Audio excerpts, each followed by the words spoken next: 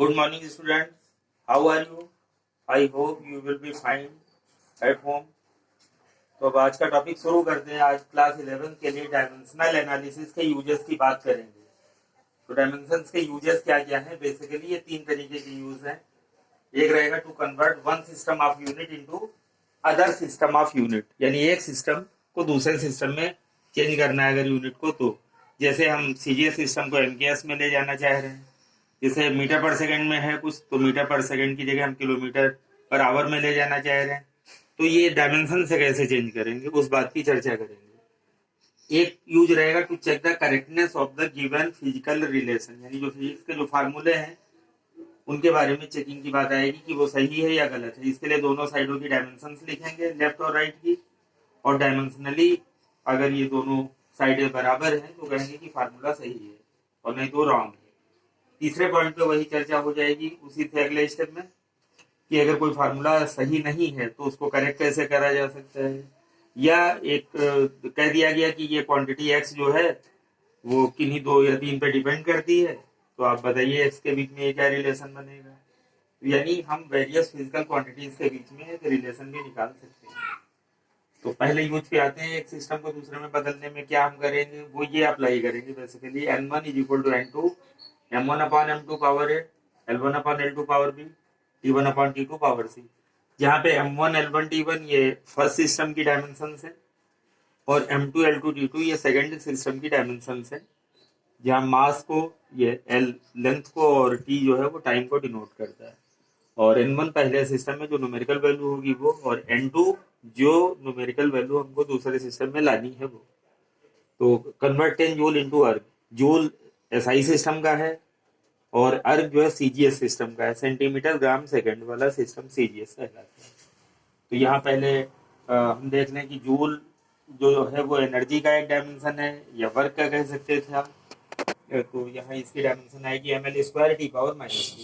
तो उस आधार पे देखें n1 10 है और यहाँ से ml और t की वैल्यू देखें। m1 यानी पहले सिस्टम में किलोग्राम में चल रहा है, l1 मीटर में चल रहा है, t1 सेकंड में चल रहा है। सेकंड सिस्टम में चले जाएं, n2 क्वेश्चन मार्क जो कि निकालना है। m2 चूंकि सीजीएस सिस्टम में है तो सेंटीमीटर ग्राम सेकंड चलेगा, तो m2 ग्राम में रहेगा, l2 सेंटी में रहेगा और t2 सेकंड में रहेगा। तो now using the above formula we put the values here, इसी में वैल्यू सारी डाल दें। n2 is equal to n1, और पावर जो है ए बी सी जो चल रही थी वो क्या डायमेंशन के हिसाब से देख लें भाई। m पे पावर a यानी m पे पावर यहाँ 1 है, l पे पावर b चल रही तो l पे पावर 2 है, और t पे पावर c चल रही तो t पे पावर -2 है। 1 2 और -2 ये लगा दिया। वैल्यू डाल दें किलोग्राम अपन ग्राम और ये सारी डाल दी। अब एक जैसा हो तभी हम कैंसिल कर पाएंगे, चाहे ग्राम को किलोग्राम में बदलें या किलोग्राम को ग्राम में बदलें। वही यहाँ करना था। तो किलो को ग्राम में बदल लिया 10 पावर 3 यानी 1000 होता है। ऐसे मीटर को सेंटी में बदल लिया 10 पावर 2 यानी 100 सेंटी होते हैं। और ये सेकंड एक जैसा था, इसमें कोई प्रॉब्लम नहीं, इसको कैंसिल कर दिया। अब ग्राम से ग्राम कैंसिल हो गया, यहाँ सेंटी से सेंटी 10 पावर 3 ये रहा, 10 पावर 2 पावर बाहर लगी तो 4 हो गई। और 1 पे कोई भी पावर हो, निगेटिव या पॉजिटिव कितनी भी हो, 1 हमेशा 1 ही रहेगा। तो ओवरऑल ये आ गया 10 पावर 8, यानी n2 की सेकंड सिस्टम में ये वैल्यू जो आ गई 10 पावर 8 आ गई। तो हम आप आसानी से कह सकते हैं कि 1 joule is equal to 10 power 8 erg. तो ये पहला यूज था। सेकंड यूज फार्मूले की करेक्टनेस को चेक करने में। तो हम सभी जानते हैं F is equal to ma सही फार्मूला होता है, तो उसी को हम रॉन्ग वे में लिख रहे हैं कि देखें कि ये सही जाएगा या नहीं, तो आप डायमेंशन से पता लगा पाएंगे। तो F is equal to m upon ma, left hand side की डायमेंशन लिखी फोर्स की, वो ml टी पावर -2 होती है। राइट हैंड साइड में डायमेंशन लिखे m और a की, तो m की कैपिटल M रहेगी, और a एक्सेलरेशन है तो l टी पावर -2। इसको ऊपर की साइड ले जाए तो ml पावर -1 टी पावर 2। अब ये राइट हैंड साइड की डायमेंशन है और ये LHS की डायमेंशन थी। देखें दोनों सेम नहीं आई, जो कि नहीं आनी थी, तो हम कह सकते हैं कि dimension of LHS not equal to dimension of RHS, so the given formula is not correct dimensionally. Okay, अब थर्ड यूज में इसी को आगे बढ़ाते हैं। मान ले कि formula F equal to m upon a या एनीवे कोई भी फार्मूला होता, अगर सही नहीं था तो करेक्ट रिलेशन उनके बीच में कैसे निकाले। तो कह लेंगे F जो है वो m की एक्स पावर पे डिपेंड करता है और ए की वाई पावर पे डिपेंड करता है, यानी एम के ऊपर कुछ पावर लेनी है और ए के ऊपर कुछ पावर लेनी है, तो एक्स और वाई ले ली, X powers of M and Y powers of A, then तो हमारे पास एफ इज प्रोपोर्शनल टू लिख देंगे। अब ये एम अपॉन ए पे नहीं पावर लगाएंगे कि एम पे पावर एक्स अपॉन में ए पे पावर वाई, अपॉन नहीं चलाएंगे, डायरेक्ट चलाएंगे, डायरेक्टली वो खुद ही आएगा, जिसको अपॉन में जाना है वो खुद ही वैल्यू निकल के आ जाएगी। प्रोपोर्शनलिटी हटा के क्या लिख दिया, ये डायमेंशनल कांस्टेंट कहलाएगा। इसकी वैल्यू हम लोग नहीं निकाल पाते हैं डायमेंशन के मेथड से, बस इसको हम लास्ट में कह देंगे वेयर के इज अ कांस्टेंट, और अगर वैल्यू मालूम है फार्मूले के अंदर तो हम के की वैल्यू डाल के छोड़ सकते हैं, और नहीं तो हम के को के ही लिखा रहने देंगे लास्ट में भी। तो right the dimension of both sides, तो एफ की डायमेंशन लिख दी, यहाँ के को छोड़कर एम और ए की डायमेंशन लिख दी। फिर अगली लाइन देखें, डायमेंशन को कलेक्ट कर लिया राइट हैंड साइड में जो थी एक पास, फिर हम एम को एम से कंपेयर करना है, एल को एल से कंपेयर करना है। तो कंपेयर वाले के लिए यहाँ पे जो सेंटेंस चलता है वो क्या करता है, चलता है प्रिंसिपल ऑफ होमोजेनिटी, यानी प्रिंसिपल ऑफ होमोजेनिटी ये कहता है कि लाइक टर्म्स को हम आपस में कंपेयर कर सकते हैं। तो ये चाहे तो सेंटेंस यहाँ लिख के भी आप छोड़ सकते हैं, और नहीं भी लिखते हैं तो आपको ये यहाँ पे आइडिया होना चाहिए कि ये इस सेंटेंस के अंतर्गत कंपेयर होती है। क्या, apply the principle of homogeneity to compare the like term powers. तो लाइक टर्म की जो पावर्स उनको कंपेयर करें, तो एम पे पावर एक्स है, यहाँ एम पे पावर यहाँ पे 1 कहलाएगी, तो एक्स आ गया 1, एल पे पावर वाई है, एल पे पावर 1 है, तो वाई आ गया 1। अब वाई 1 आ चुका है, अब चाहे कोई सोचे कि यहाँ भी टी तो बचा है, तो टी पे भी अगर आप चाहे तो कंपेयर करें, अगर वाई जितना आ चुका आएगा वही, 2 या 3 जगहों से भी निकल रहा है तो वही निकलेगा।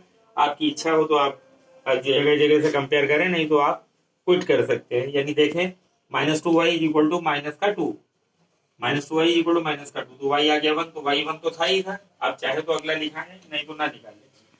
तो ये जो वैल्यूज निकल आई हैं, इनको x और y की वैल्यूज को हम जो इक्वेशन 1 बना के छोड़ते हैं उसी में पुट करेंगे जाके। उसमें पुट किया तो f इज इक्वल टू के एम ए आ गया, जहाँ पे के डायमेंशनल कांस्टेंट था जिसकी वैल्यू डायमेंशन के मेथड से निकाली नहीं जा सकती है।